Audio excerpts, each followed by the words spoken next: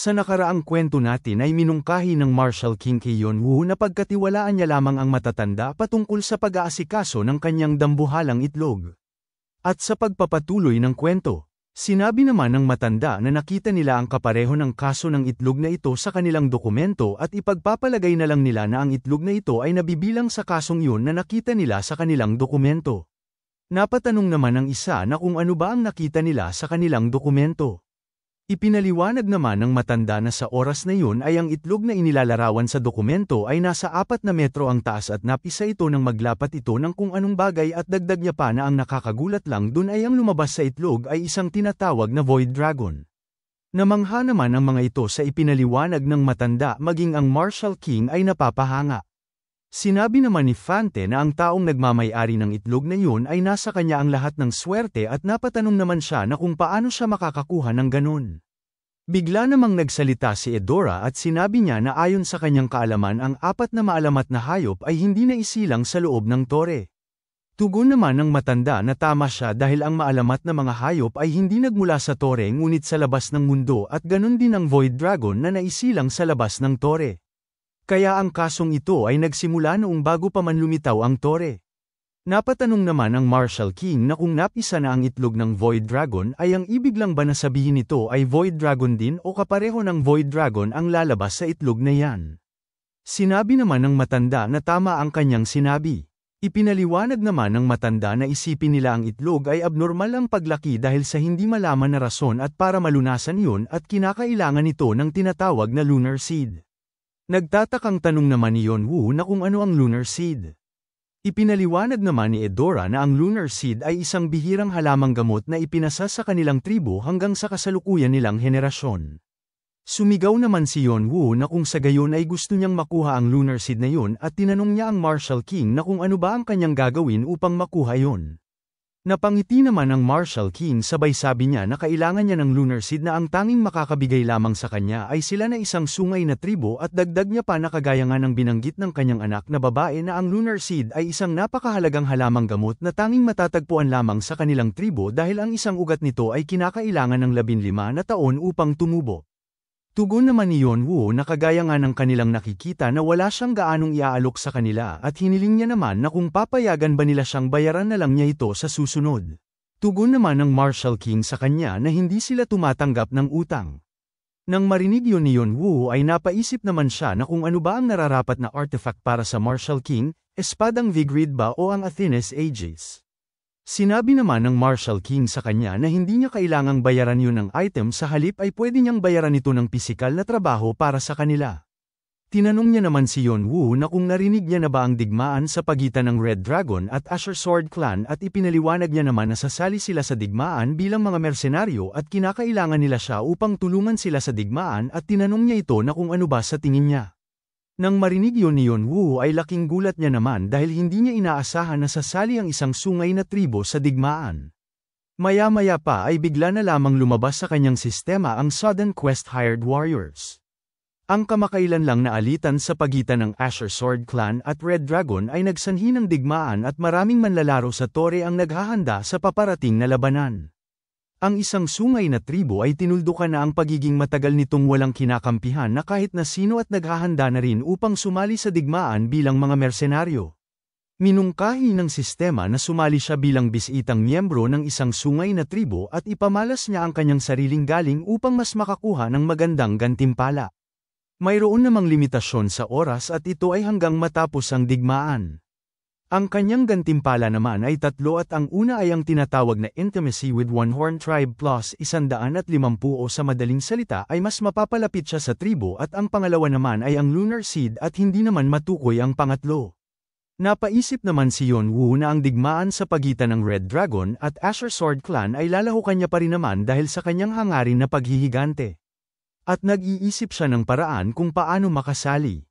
Hindi niya naman akalain na makakasali siya sa tribo ng isang sungay bilang mersenaryo at ayon pa sa kanya na magandang oportunidad ito para sa kanya dahil malulutas na ang kanyang problema sa kanyang itlog at makakasali pa siya sa digmaan. Naiisip niya naman na mayroon lang siyang hindi maintindihan sa tribo ng isang sungay dahil hindi naman karaniwan sa kanila ang sumali sa mga ganitong laban. Mayroon naman siyang teorya pagdating dito. Ang Asher Sword Clan Spear God ay nanggaling sa tribo ng isang sungay. Ayon pa sa kanya na hindi niya alam kung ano ang ginawa ng Spear God upang masangkot ang kanilang tribo, subalit naisip niya naman na dahil sa kanya ay lalabas na sa publiko ang isang sungay na tribo. Tinanong naman ni Yonwoo ang Martial King na kung kakampihan ba nila ang Asher Sword Clan. Masayang tugon naman ng Martial King na alam niyang mabilis siya mag-isip, sabay turo niya kay Yonwoo at tinanong niya ito na kung ano ba ang kanyang desisyon, sasali ba siya o hindi at kung kailangan pa ba nito ng oras para magpas siya. Tugon naman ni Yonwoo sa kanyang katanungan na sasali siya sa kanilang tribo. Hinampas naman ng Martial King ang mesa, sabay sabi niya na tama ang kanyang desisyon at kaagad siyang tumayo at sinabihan niya si Yonwoo na yan ang tapang na kinakailangan ng isang lalaki.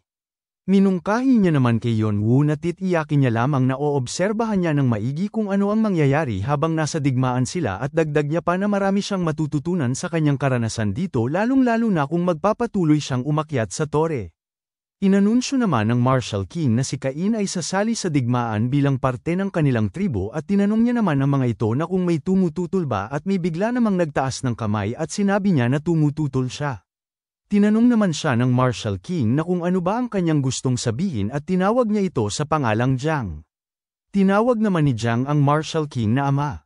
Nagtaka naman si Yonwoo pagkarinig niya ng itinawag ni Jiang sa Martial King. Pinagsabihan naman ng Martial King ang kanyang anak at sinabihan niya ito na isa itong opisyal na pagpupulong at minungkahi niya na magdahan-dahan siya sa kanyang pagsasalita. Humingi naman agad ng tawad si Jiang at tinawag niyang hari ang kanyang ama. Bigla naman siyang nagsalita at tiningnan niya si Yonwoo at sinabi niya na hindi siya papayag na pasalihin lamang ang kahit na sino kagaya niya na hindi man lang nila nakikita ang kanyang kakayahan at hindi man lang nagawang matapos ang pagsubok sa ika-11 na palapag ng tore. Bigla namang nagsalita si Eudora at tinanong niya si Jiang na kung ang ibig niya bang sabihin ay hindi nila tatanggapin ang taong inirerekomenda nila ni Fante. Mayabang naman na tugon ni Jiang na tama ang kanyang sinabi at minaliit niya pa si Yonwoo dahil isa lamang itong tao na wala pa sa kalingkingan ng kanilang tribo. Tinanong naman siya ni Eudora na kung kaya niya bang panindigan ang kanyang sinasabi. Mayabang naman na tugon ni Jiang na bakit hindi. Inawat naman sila ng kanilang ama at sinabihan niya ang mga ito na lumabas sila kung gusto nilang mag-away dahil sinisira lang nila ang mood dito sa loob. Tinanong niya naman si Jiang na kung sinasabi niya bang hindi niya pinagkakatiwalaan si Cain. Tugon naman ni Jiang na tama ang kanyang sinabi. Tiningnan naman ng Martial King si Yonwoo, sabay sabi niya na kung iyan ang gusto nila ay ang kailangan lang nilang gawin ay ang subukan ang kakayahan ni Cain. Maya-maya pa makalipas ang ilang sandali ay nasa labas na sila at dito sinabi ni Fante kay Yonwoo na hindi siya makapaniwala na lalabanan niya si Jiang at humingi naman siya ng tawad sa lahat ng nangyaring ito at tinawag niya pa itong kuya at maging si Eudora ay humihingi ng paumanhin sa kanya. Sinabi naman ni Yonwoo na huwag na nilang alalahanin yun sapagkat mangyayari naman talaga yun dahil kailangan niyang patunayan ang kanyang sarili sa kanila. Tugon naman ni Fante na kahit na ay nakakahiya pa rin yun dahil sa pakiramdam niya ay parang nasangkot siya sa problema ng kanilang pamilya. Nagtataka naman si Yonwoo na kung ano bang tinutukoy ni Fante na problema ng kanilang pamilya. Tinanong naman siya ni Eudora na kung narinig niya na ba ang kahit ano patungkol sa kanilang pamilya. Tugon naman ni Yonwoo na kaunti lang. Sa isip-isip naman ni Yonwoo na kahit na ang miyembro ng isang sungay na tribo ay maikokonsidera na isang tribo, sila ay unyon ng 51 na iba't ibang pamilya. At kasama na dito ang pinakamalakas na individual ang hari. Sinabi naman ni Eudora kay Yonwoo na madali niya na itong maipaliwanag sa kanya dahil may alam na siya na kaunti patungkol sa kanilang pamilya at ipinaliwanag niya na ang kanilang tribo ay binubuo ng 51 na pamilya at isa na doon ng Changram na pamilya na kung saan isinilang silang dalawa ni Fante. Ang kanilang hari ng tribo ay pinili na kabilang sa mga anak ng dating hari. At para maging patas ang pagpili sa bawat pamilya ay kailangan gampanan ng hari ang kanyang tungkulin na makagawa ng kahit isang tagapagmana sa bawat pamilya.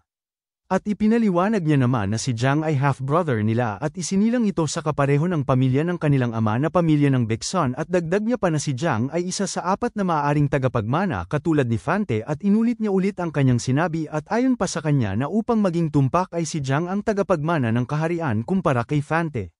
Nang marinig yun ni Fante ay sinigawan niya naman si Eudora na hindi yun totoo. Nagalit rin si Eudora at pinatahimik niya si Fante na kung sino ba ang mahinang nilalang. Nagsalita naman si Yonwoo na para maging mas mahina sila sa paningin ng iba ay kinakailangan magpakitang gilas ni Jiang sa harap ng mga nakakatanda. Tumugon naman si Edora na tama ang kanyang sinabi at dagdag niya pa na si Jiang ay nakaabot na sa ika-30 na palapag ng tore sa mura nitong edad at sinasabi pa na siya ang pinakatalentado sa lahat ng miyembro ng kanilang tribo at dagdag niya pa na kung kinakailangan niya ng lunar seed ay gagawin nila ang kanilang makakaya upang maibigay iyon sa kanya, subalit hindi na siya pinatapos ni Yonwoo magsalita at kaagad siyang hinawakan ni Yonwoo sa kanyang ulo, sabay sabi niya na ayos lang iyon at dagdag niya pa habang hinahawakan si Edora sa ulo na kaya niya na ang kanyang problema at minungkahi niya naman na kumalma na lang muna siya at manood sa mangyayari habang si Edora ay namumula ang kanyang pisngi at magdadahilan pa sana siya, subalit bigla namang sinabi ni Yonwoo na sila naman na mismo ang nagsabi na ang turing nila sa kanya ay isang kapatid at dagdag niya pa na ang paglutas sa nakakairitang problema ay ang ginagawa ng magkapatid sa isa't isa. At ayon pa sa kanya na bilang nakakatanda nilang kapatid ay siya na ang baalang umasikaso sa lahat ng problema. Nang masabi yun ni Yonwoo ay lalong namangha si Edora sa kanya at habang si Fante naman ay napapangiti. Makalipas ang ilang oras ay nandito na sila sa lugar na kung saan sila maglalaban at maraming mga tagapanood at nandito rin sina Edora at Fante na may pag-alala sa kanilang mga mukha. Nag-anunsyo naman ng Marshal King na kagaya nga ng kanyang sinabi kanina na isang pagsubok lamang ito sa kakayahan nila at dagdag niya pa na ang pagpatay ay hindi pinahihintulutan dahil kapag isa sa kanila ang nakapatay ay bibigyan ng malalang parusa at agad niyang itinaas ang kanyang kamay sabay sabi niya na umpisahan na ang paglalaban. Kaagad namang naghanda si Jiang at habang naghahanda siya na bubunot ng espada ay sa isip-isip niya na si Yonwoo daw ay isang walang pakundangan na tanga at titiyakin niyang tatapusin niya ito nang sa gayon ay siya at ang magkapatid na sina Fante at Edora ay hindi na magiging hadlang sa kanya sa hinaharap. Nagunat naman ng buto si Yonwoo habang pinagmamasdan siya ni Jiang at sa isip-isip niya na sa pamamagitan ng paggamit niya ng sword dance arts ng kanilang pamilya na Baeksun, subalit bigla naman siyang nagulat dahil nawala sa kanyang paningin si Yonwoo at hindi naman siya makapaniwala at napatanong naman siya na kung saan na napunta yun ngunit hindi niya namalaya na nasa likod niya na pala ito at pagkalingon niya ay papalapit na ang kamay ni Yonwoo sa kanyang mukha at nang walang ano-ano bigla na lamang siyang inatake ni Yonwoo ng buong lakas at dahil sa sobrang lakas ng pag-ataking iyon ay nawasak naman ang sahig sa kanilang pinaglalabanan. Nang makita yun ng mga manunood ay hindi naman sila makapaniwala at napapanganga na lang dahil sa kanilang nasasaksihan at maging ang Marshal King ay napapangiti at bigla na lamang siyang tumawa ng napakalakas. Habang hinahawakan ni Yonwoo sa ulo si Jiang ay sinabi niya naman na sa totoo lang ay wala siyang pakialam kung anuman ang kanyang layunin upang gustuhin na labanan siya dahil wala naman itong kinalaman sa kanya, subalit kinakailangan niya siya upang mapatunayan niya ang kanyang kakayahan sa lahat at ito lamang ang pinakamadaling paraan. Dagdag niya pa na tandaan niya ang kanyang sasabihin na huwag siyang gagawa ng ikakasagabal niya sa kanya sa hinaharap dahil ang kanyang layunin ay wala naman siyang kinalaman dito.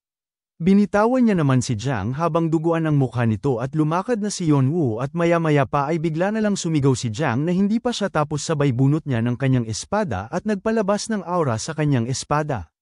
Nang makita yun ni Fante at Edora ay nag-alala naman sila para kay Yonwoo dahil napakadelikado ng gagawin ni Jiang at napasigaw na lang si Edora na nababaliw na ito at napasigaw rin si Fante na tinatawag niya ang kanyang ama at umaasa siyang pipigilan niya ito. Habang naghahanda ng pag-atake si Jiang ay sa isip-isip niya naman na sa ngayon ay hindi na magiging madali ito para kay Cain dahil gagamitin niya na ang kanyang kasanayan na tinatawag na sword dance at agad niyang sinugod si Yonwoo at habang papa-atake siya ay sinigaw niya naman na mamatay na siya at bigla niyang inatake si Yonwoo gamit ang kanyang espada sabay sigaw niya ng kanyang kasanayan na tinatawag na strike of heavenly punishment.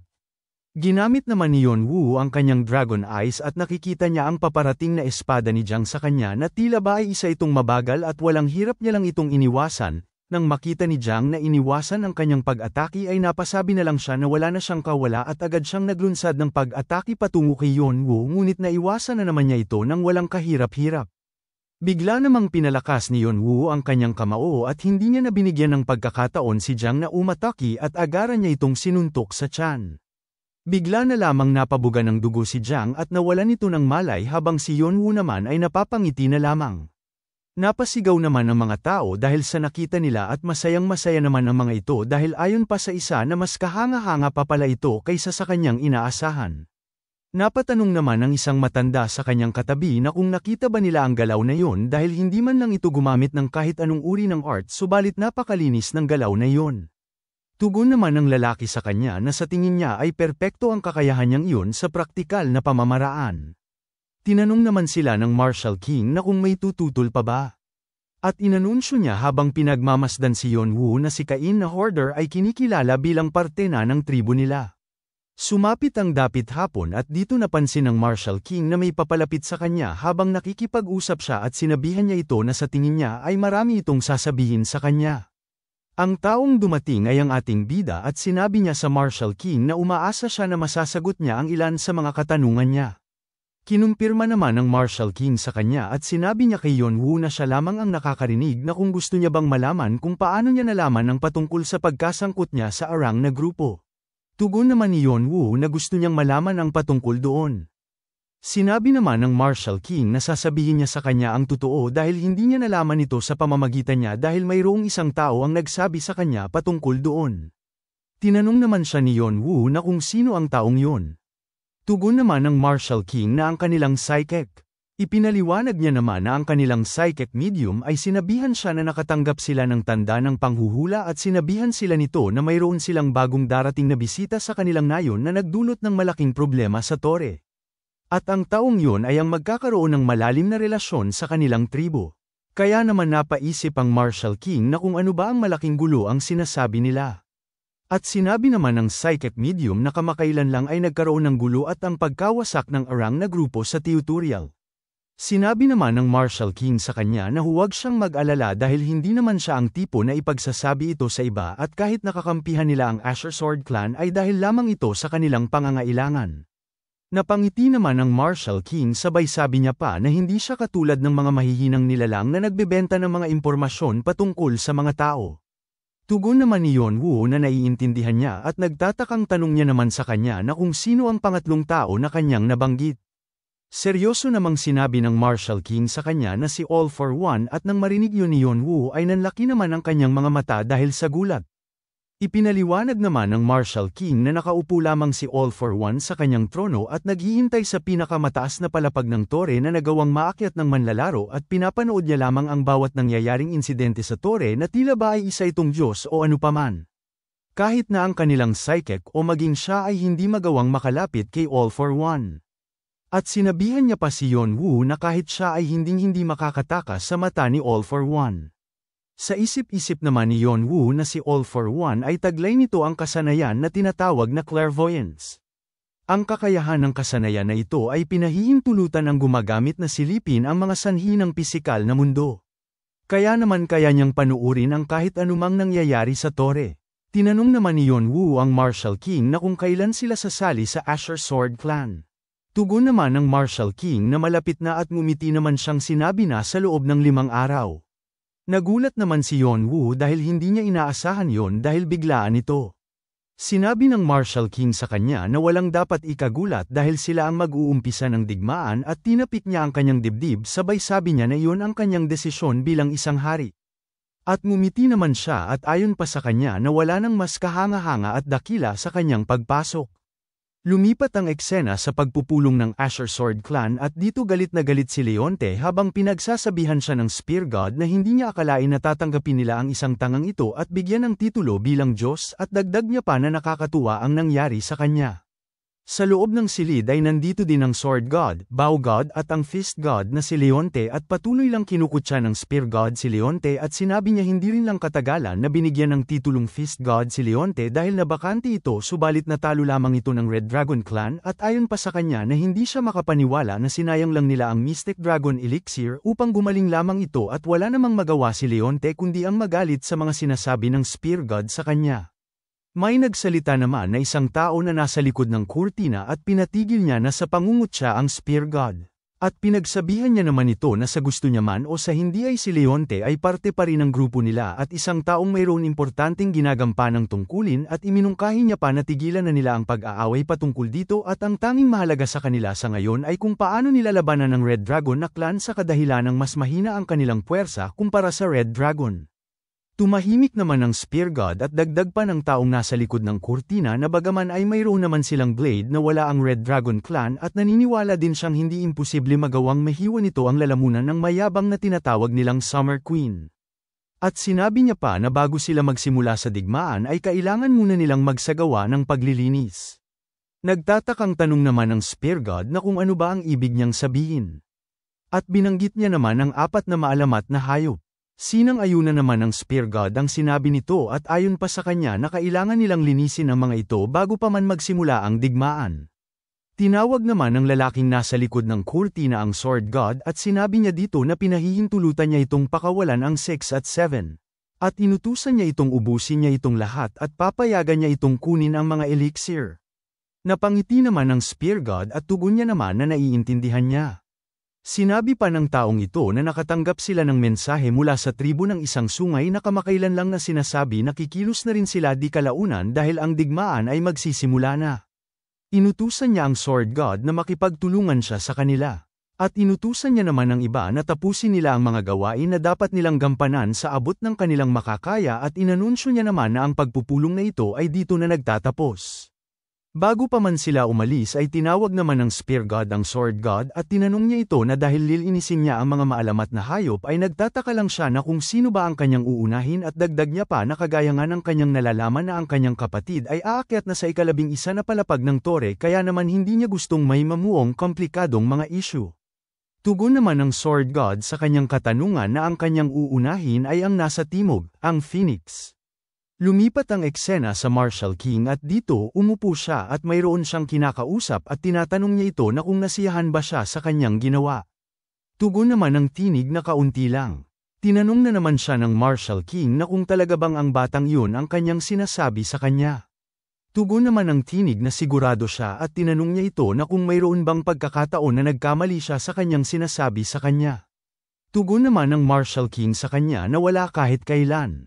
Ipinaliwanag naman ng tinig na nagawa nitong wasakin ang kanilang barrier na Ho-Ho Cloud at Miss Jean kahit na wala itong kaalam-alam at nagtagumpay siya na makuha ang pabor ni Edora. At tinanong niya na naman ang Marshall King na kung hindi pa ba sapat ang kanyang ipinakitang kakayahan sa kanya. Napahawak naman ng Marshall King sa kanyang balbas at sinang-ayunan niya ang sinabi nito at sinabi niya na siya pala ang sinasabi niyang nakatanggap ng pagpapala mula sa kamatayan. Napangiti naman na sinabi ng Marshall King na gustong-gusto niyang sanayin si Cain na siya mismo ang sasanay dito. Tinanong naman siya ng tinig na kung pinaplano niya bang magkaroon ng disipulo. Tugon naman ng Marshall King na kung maari. Sa kabilang banda naman, pagkatapos ng paglalaban ni Yonwoo at Jiang ay ang isang sungay na tribo ay nagdaos ng maliit na pagdiriwang upang i-welcome ang kanilang bisita. Shout out sa iyo Boss Alvin Singson. Hanggang dito na lang muna mga bossing. Kung gusto mong subaybayan ang kwentong ito, mag-like, comment, subscribe at i-hit mo na rin ang notification bell para ikaw ang unang makapanood pag may bago tayong upload. Kita-kits sa susunod mga boss.